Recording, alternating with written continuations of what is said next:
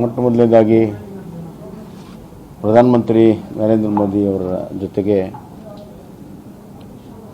ನಮ್ಮ ಎಲ್ಲ 5 ಜನ ಸಚಿವರ ಜೊತೆಗೆ ಭೇಟಿಯಾಗಿದ್ವಿ. ಅದಾದ ಮೇಲೆ ನನ್ನ ಜೊತೆಗೆ ಸುದೀರ್ಘವಾಗಿ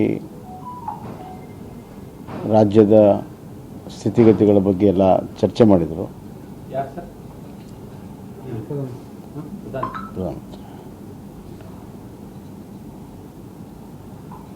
ಅವರು ನೀವು ಒಂದು ಉತ್ತಮ ಕ್ಲೀನ್ ಗೌರ್ಮೆಂಟ್ ಕೊಡಬೇಕು ಅಂತ ವಿಚಾರವನ್ನು ಮತ್ತು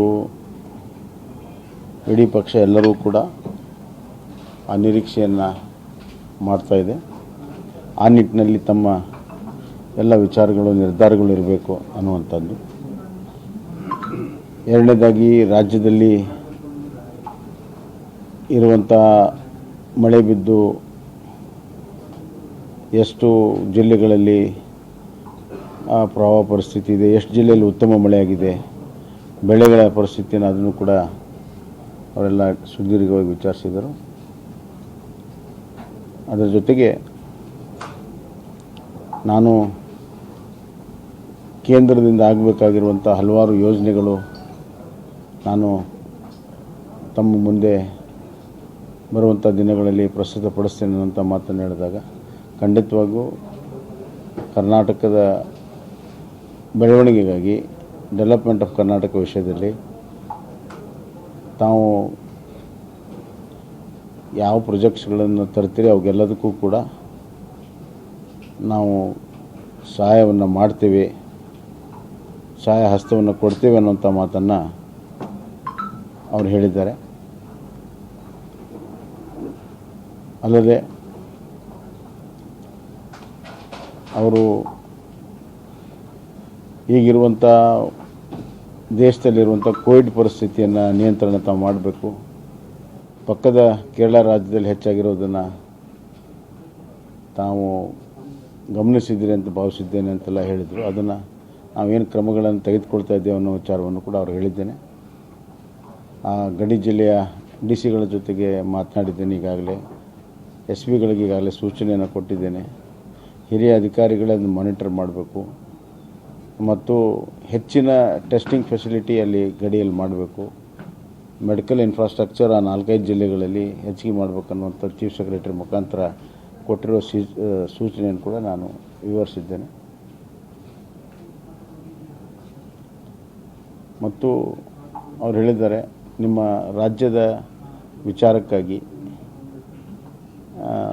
ಯಾವಾಗಲೂ ನಾನು ನಿಮಗೆ ಲಭ್ಯ ಆಗ್ತೇನೆ. ತಾವು ಬರ್ಬೋದು, ಇಲ್ಲರೆ ದೂರವಾಣಿ ಮುಖಾಂತರನೇ ಕೆಲವು ವಿಚಾರಗಳನ್ನು ತಾವು ತಿಳಿಸಿದರೆ ಅದಕ್ಕೇನೆಲ್ಲ ಸಹಾಯ ಮಾಡಬೇಕು ಆ ಕೆಲಸವನ್ನು ನಾವು ಮಾಡ್ತೀವಿ ಅನ್ನೋಂಥ ಮಾತನ್ನು ಕೂಡ ಹೇಳ್ತಾರೆ.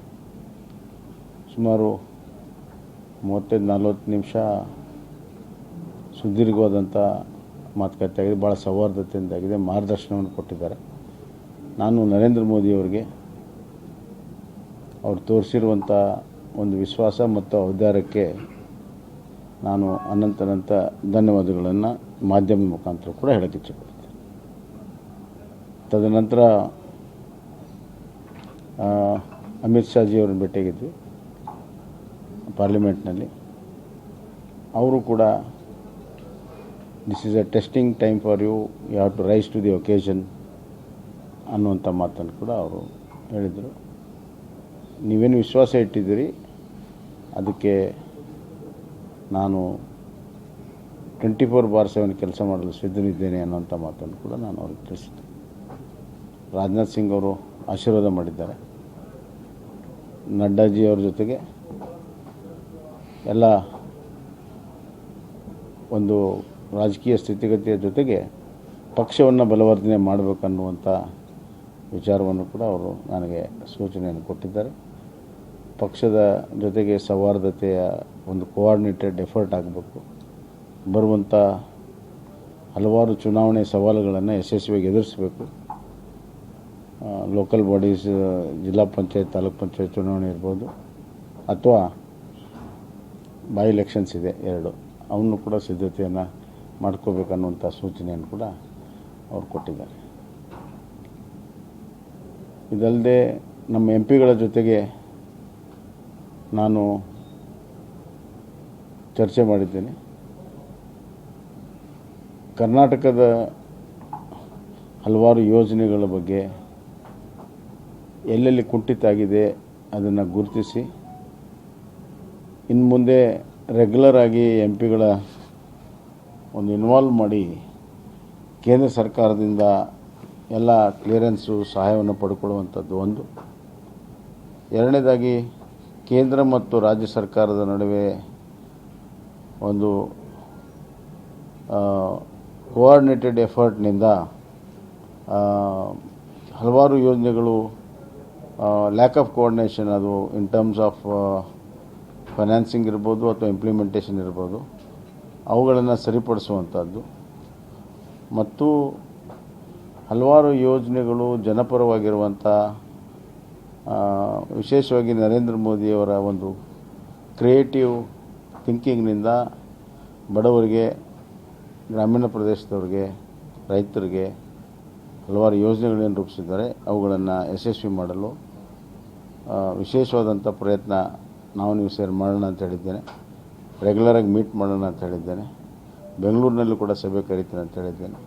ಮತ್ತು ಕರ್ನಾಟಕ ಭವನ ಕಮಿಷನರೇಟ್ ಚುರುಕು ಮಾಡ್ತೇನೆ, ಆ್ಯಕ್ಟಿವ್ ಮಾಡ್ತೇನೆ, ಅಕೌಂಟಬಿಲಿಟಿ ಇಲ್ಲಿ ತರೋದಕ್ಕೆ ಮಾಡ್ತೇನೆ. ಅದನ್ನು ಕೂಡ ಸಪ್ರೇಟಾಗಿ ರಿವ್ಯೂ ಮಾಡಿ ಅದಕ್ಕೆ ಸುಧಾರಣೆ ತರೋದಕ್ಕೆ ಏನು ಬೇಕು ಎಲ್ಲ ಕೆಲಸವನ್ನು ಮಾಡ್ತೇನೆ ಅಂತ ಹೇಳಿದ್ದೇನೆ. ಭಾಳ ಸಂತೋಷಪಟ್ಟಿದ್ದಾರೆ. ಇದೊಂದು ಹೊಸ ಪದ್ಧತಿ ಇದೆ ಮತ್ತು ಇವತ್ತೇ ಒಂದು ಹೊಸದು ಸ್ಟಾರ್ಟ್ ಮಾಡಿದ್ವಿ. ಏನು ಅಂತಂದರೆ, ಸಾಮಾನ್ಯವಾಗಿ ನಾವು ಕೇಂದ್ರ ಸಚಿವ ಭೇಟಿಯಾದಾಗ ನಾವು ಅಥವಾ ನಮ್ಮ ಜೊತೆಗೆ ಯಾರು ಬಂದಿರ್ತಾರೆ ಅವತ್ತು ಅವರು ಭೇಟಿ ಆಗ್ತಿದ್ವಿ. ಆದರೆ ನಾನು ಜಲಶಕ್ತಿ ಸಚಿವರು ಬೆಳಗ್ಗೆ ಭೇಟಿ ಆದರೂ ಕೂಡ ನಾನು ಹೇಳಿದೆ, ಇಲ್ಲಿ ನಿಮಗೇನು ಮೆಮೊರಂಡಮ್ ಇಲ್ಲಿ ಕೊಡಲ್ಲ, ಒಂದು ನೀವು ನಮ್ಮ ಸಮಯ ಕೊಡಿ, ಎಲ್ಲ ಎಂ ಪಿಗಳ ಜೊತೆಗೆ ನಾನು ಬರ್ತೀನಿ. ಇಲ್ಲ ನಾನು 5 ಗಂಟೆಗೆ ಹೋಗ್ತಾ ಇರೋದ್ರಿಂದ ಅಂದರು. ಹಾಗಾದರೆ ನಾವು ಎಂ ಪಿಗಳ ಸಭೆ ಕರಿತೀನಿ, ಅಲ್ಲಿಗೆ ಬನ್ನಿ, ಎಲ್ಲ ಎಂ ಪಿಗಳಿರ್ತಾರೆ.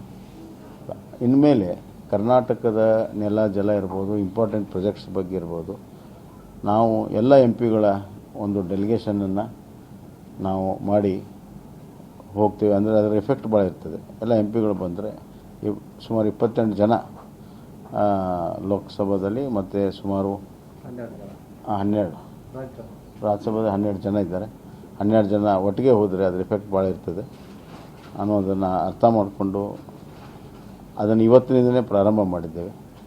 ಜಲಶಕ್ತಿ ಸಚಿವರಿಗೆ ನಾವು ಮೆಮೊರಂಡಮ್ ಕೊಟ್ಟಿರುವಂಥದ್ದು, ಒಂದು ಮೇಕೆದಾಟು ಪ್ರಾಜೆಕ್ಟ್ನ DPR ಅಪ್ರೂವ್ ಆಗಬೇಕು. ಅದು CWC ಈಗಾಗಲೇ ಕೊಟ್ಟಿದ್ದೇವೆ. ಅವರು ಕಾವೇರಿ ಮಾನಿಟರಿಂಗ್ ಬೋರ್ಡಿಗೇನು ಕೊಟ್ಟಿದ್ದಾರೆ, ಅದನ್ನು ಕೂಡಲೇ ತರಿಸ್ಕೊಂಡು CWC ಅಪ್ರೂವಲನ್ನು ಕೊಡಬೇಕು ನೀವು ಅಂತ ಒಂದು ಒತ್ತಾಯ.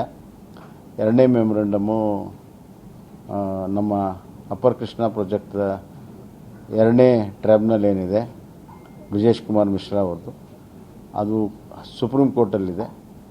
ಮಹಾರಾಷ್ಟ್ರ ಮತ್ತು ಕರ್ನಾಟಕ ಅದನ್ನು ಗೆಜೆಟ್ ನೋಟಿಫಿಕೇಷನ್ ಮಾಡಬೇಕು ಅಂತ ಭಾಳ ದಿನಗಳಲ್ಲಿ ಕೇಳ್ತಾ ಇದ್ದೇವೆ. ಅದಕ್ಕೆ ಕೇಂದ್ರ ಸರ್ಕಾರವು ಕೂಡ ತಮ್ಮ ಸಹಮತದ ಒಂದು ಅಭಿಪ್ರಾಯವನ್ನು ಕೋರ್ಟಿಗೆ ತಿಳಿಸಿ ಆದಷ್ಟು ಬೇಗನೆ ಆದೇಶವನ್ನು ಸುಪ್ರೀಂ ಕೋರ್ಟ್ನಿಂದ ಬರೋದಕ್ಕೆ ಸಹಾಯ ಮಾಡಬೇಕನ್ನುವಂಥದ್ದು ಕೂಡ ಕೇಳಿದ್ದೇವೆ. ಮೂರನೇದಾಗಿ ಅಪ್ಪರ್ ಭದ್ರಾ ಪ್ರಾಜೆಕ್ಟನ್ನು ನ್ಯಾಷನಲ್ ಪ್ರಾಜೆಕ್ಟ್ ಮಾಡೋದಕ್ಕೆ ಕ್ಯಾಬಿನೆಟ್ ಅಪ್ರೂವಲ್ ಅವಶ್ಯಕತೆ ಇದೆ. ಅದು ಕೂಡಲೇ ಕ್ಯಾಬಿನೆಟ್ ಅಪ್ರೂವಲ್ ತಂದು ಅದಕ್ಕೆ ಫೈನಾನ್ಸ್ ಕ್ಲಿಯರೆನ್ಸನ್ನು ಕೊಡಬೇಕು ಅನ್ನುವಂಥದ್ದು ಕೂಡ. ಅಪ್ಪರ್ ಭದ್ರಾ ನ್ಯಾಷನಲ್ ಪ್ರಾಜೆಕ್ಟ್ ಅಂತ ಈಗ CWCಲಾಗಿದೆ. ಆದರೆ ಅದು ಫೈನಲ್ ಅಪ್ರೂವಲ್ ಸೆಂಟ್ರಲ್ ಕ್ಯಾಬಿನೆಟ್ನಲ್ಲಿ ಆಗಬೇಕು. ಅದು ಕ್ಲಿಯರೆನ್ಸ್ ಮಾಡಿ ಅಂತ ಭದ್ರಾ ಮೇಲ್ದಂಡೆ. ಆಮೇಲೆ ಎತ್ತಿನಹೊಳೆ ಪ್ರಾಜೆಕ್ಟು, ಅದು ಕಾಸ್ಟ್ ಹೆಚ್ಚಾಗಿದ್ದರಿಂದ ಅದನ್ನು ಕೂಡ ನ್ಯಾಷನಲ್ ಪ್ರಾಜೆಕ್ಟ್ ಅಂತ ಕನ್ಸಿಡರ್ ಮಾಡಬೇಕು ಅಂತ. ಕುಡಿಯೋ ನೀರಿನ ಪ್ರಾಜೆಕ್ಟ್ ಇದೆ, ಮಹತ್ವದ್ದಿದೆ. Desert prone area Kolar, Chikkaballapur, Bengaluru, Tumakuru ಇದೆ, ಅದು ಕೂಡಲೇ ಮಾಡಬೇಕನ್ನುವಂಥದ್ದು ಹೇಳಿದೆ. ಮೇಕೆದಾಟು ಪ್ರಾಜೆಕ್ಟ್ ಬಗ್ಗೆ ಆಗಲೇ ಹೇಳಿದೆ, ಮೇಕೆದಾಟು ಆಗಿದೆ. ಡಿ ಪಿ ಆರ್ ಆಗಲಿ ಅದಾಗೆ ಅದಕ್ಕೆ ಅದು ಮೇಕೆದಾಟು ಡಿ ಪಿ ಆರ್ ಅಷ್ಟೇ. ಮೇಕೆದಾಟು ಪ್ರಾಜೆಕ್ಟು ನಾವು ಡಿ ಪಿ ಆರ್ ಸಬ್ಮಿಟ್ ಮಾಡಿದೆ CWCಗೆ. ಅವ್ರು ಕಾವೇರಿ ಮಾನಿಟರಿಂಗ್ ಬೋರ್ಡ್ಗೆ ಕಳಿಸಿದ್ದಾರೆ. ಅದನ್ನ ಬೇಗ ತರಿಸ್ಕೊಂಡು ಡಿ ಪಿ ಆರನ್ನು ಅಪ್ರೂವ್ ಮಾಡಬೇಕು, so that we can go head with the project. ಅದೇ CWC ಅಂತ ಹೇಳಿದ್ನಲ್ಲ. Since monitoring committee is already ಇದೆ, ಅದ್ರ ವಾಟರ್ ಎಷ್ಟು ಯುಟಿಲೈಸೇಷನ್ ಎಷ್ಟಿದು ಅನ್ನುವಂಥದ್ದು ಅವ್ರ ಅಪ್ರೂವಲ್ ತೊಗೋಬೇಕು. ಅದಕ್ಕೆ ಅಲ್ಲಿ ಕಳಿಸಿದ್ದಾರೆ. ಬೇಗನೆ ಅದು ತರಿಸ್ಕೊಂಡು CWC ಅಪ್ರೂವ್ ಮಾಡಿಕೊಡಿ. That is what and so ಈ 4 ಪ್ರಾಜೆಕ್ಟ್ ಬಗ್ಗೆ ಮತ್ತೆ ಇನ್ನೊಂದು ಕಳಸಾ ಬಂಡೂರು ಇದು, ಅದು ಕೂಡ ನಮ್ಮದು MOF ಇಂದ ಕ್ಲಿಯರೆನ್ಸ್ ಆಗಬೇಕು. ಅದನ್ನು ಕೂಡ ಆದಷ್ಟು ಬೇಗನೆ ಕೊಡಿ ಅನ್ನೋಂಥದ್ದನ್ನು ಕೂಡ ಹೇಳಿದೆ.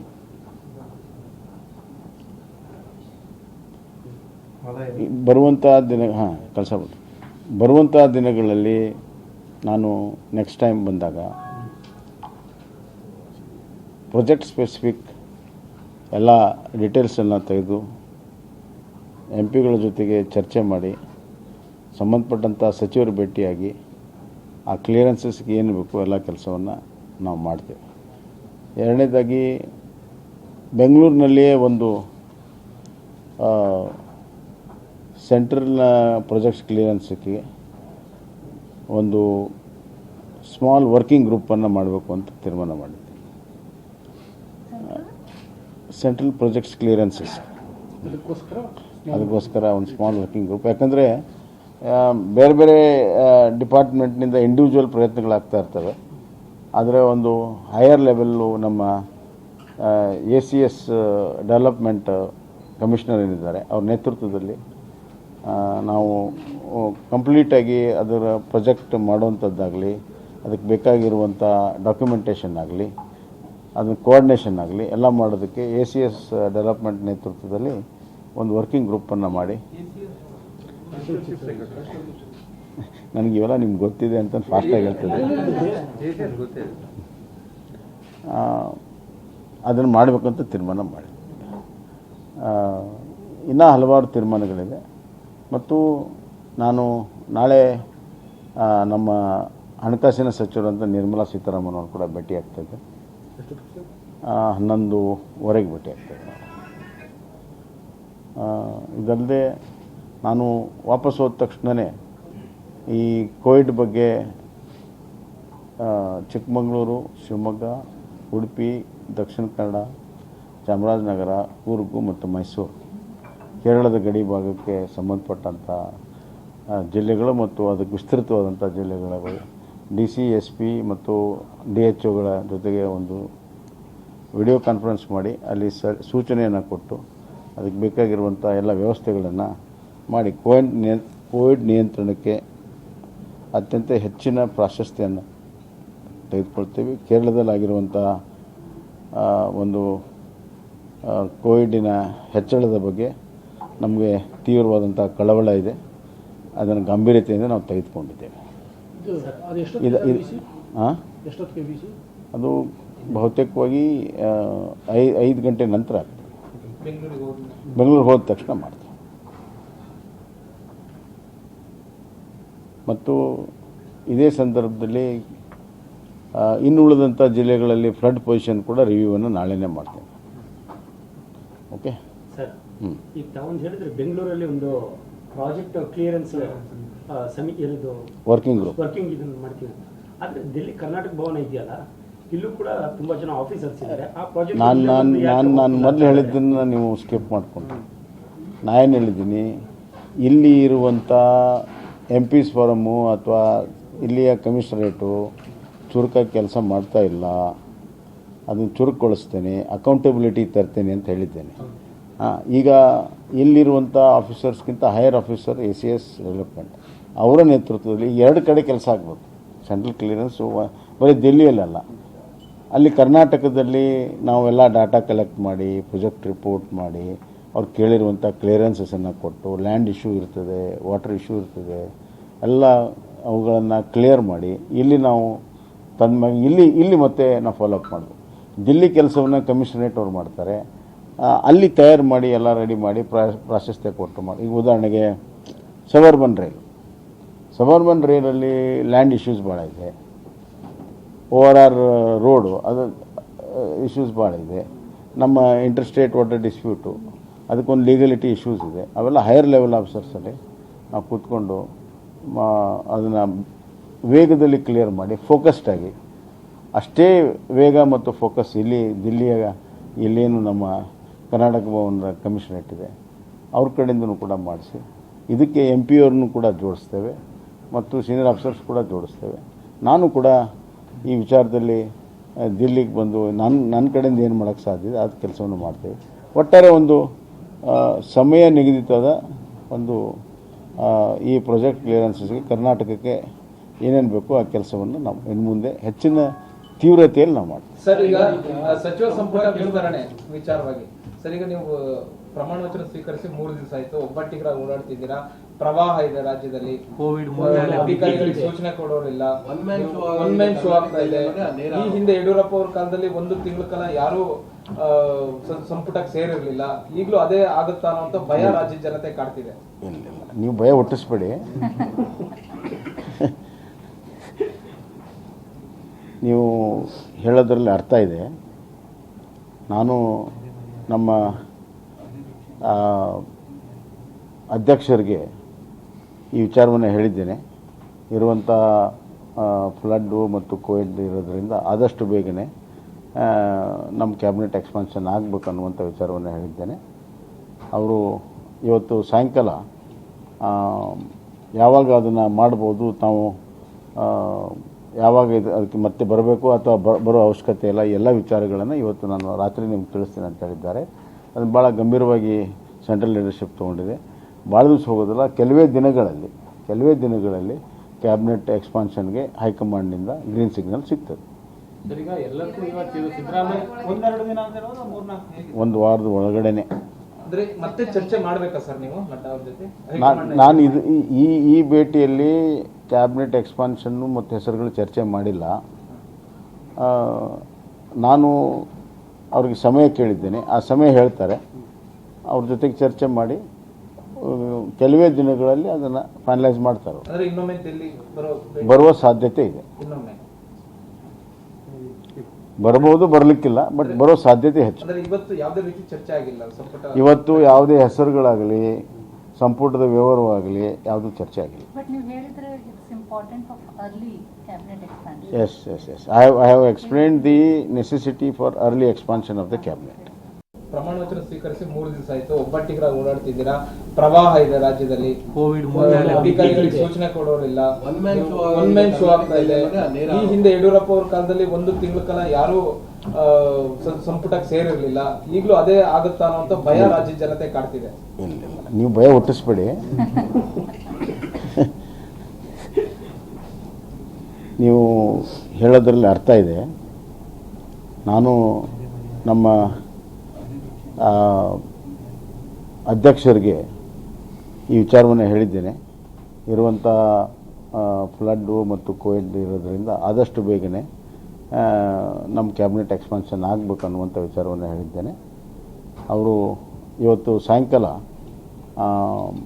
ಯಾವಾಗ ಅದನ್ನು ಮಾಡ್ಬೋದು, ತಾವು ಯಾವಾಗ ಅದಕ್ಕೆ ಮತ್ತೆ ಬರಬೇಕು ಅಥವಾ ಬರೋ ಅವಶ್ಯಕತೆ ಇಲ್ಲ, ಎಲ್ಲ ವಿಚಾರಗಳನ್ನು ಇವತ್ತು ನಾನು ರಾತ್ರಿ ನಿಮ್ಗೆ ತಿಳಿಸ್ತೀನಿ ಅಂತ ಹೇಳಿದ್ದಾರೆ. ಅದನ್ನು ಭಾಳ ಗಂಭೀರವಾಗಿ ಸೆಂಟ್ರಲ್ ಲೀಡರ್ಶಿಪ್ ತೊಗೊಂಡಿದೆ. ಭಾಳ ದಿವಸ ಹೋಗೋದಿಲ್ಲ, ಕೆಲವೇ ದಿನಗಳಲ್ಲಿ ಕ್ಯಾಬಿನೆಟ್ ಎಕ್ಸ್ಪಾನ್ಷನ್ಗೆ ಹೈಕಮಾಂಡ್ನಿಂದ ಗ್ರೀನ್ ಸಿಗ್ನಲ್ ಸಿಗ್ತದೆ. ಒಂದು ವಾರದ ಒಳಗಡೆನೆ ಮತ್ತೆ ಚರ್ಚೆ ಮಾಡಬೇಕಾ ಸರ್ ನೀವು ನಡ್ಡಾ ಅವ್ರ ಜೊತೆ? ನಾನು ಈ ಭೇಟಿಯಲ್ಲಿ ಕ್ಯಾಬಿನೆಟ್ ಎಕ್ಸ್ಪಾನ್ಷನ್ನು ಮತ್ತು ಹೆಸರುಗಳು ಚರ್ಚೆ ಮಾಡಿಲ್ಲ. ನಾನು ಅವ್ರಿಗೆ ಸಮಯ ಕೇಳಿದ್ದೇನೆ, ಆ ಸಮಯ ಹೇಳ್ತಾರೆ. ಅವ್ರ ಜೊತೆಗೆ ಚರ್ಚೆ ಮಾಡಿ ಕೆಲವೇ ದಿನಗಳಲ್ಲಿ ಅದನ್ನು ಫೈನಲೈಸ್ ಮಾಡ್ತಾರೆ. ಬರುವ ಸಾಧ್ಯತೆ ಇದೆ. ಬರಬಹುದು, ಬರಲಿಕ್ಕಿಲ್ಲ, ಬಟ್ ಬರೋ ಸಾಧ್ಯತೆ ಹೆಚ್ಚು.